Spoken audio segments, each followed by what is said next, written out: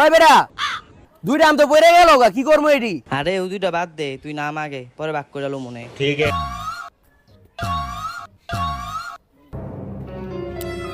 বহ আলা বাদ করে লই। लेकिन ये साला कर क्या रहा है यहाँ पे? ল, একটা তোর একটা আমার, দুইটা তোর দুইটা আমার, কি রে কবরস্থানের ভিতরে কি শব্দ है? তিনটা তোর তিনটা আমার। ওই বেটা কবরস্থানের ভিতরে দুইটা ভূত লাশের ভাগাভাগি করতেছে বেটা। কস কি মামা, চল তাহলে দেখে আইগা।